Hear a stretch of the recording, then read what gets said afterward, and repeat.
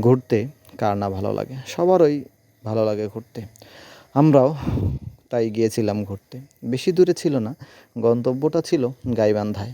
গাইবান্ধা জেলার পৌর পার্কে। আপনারা অনেকেই গিয়েছেন বা নাম শুনেছেন, তাই আমরাও গিয়েছিলাম। আসলে গিয়ে মনটা অনেকটাই খারাপ হয়ে গেল। আগের পৌর পার্ক আর বর্তমানের পৌর পার্ক অনেকটাই ভিন্ন।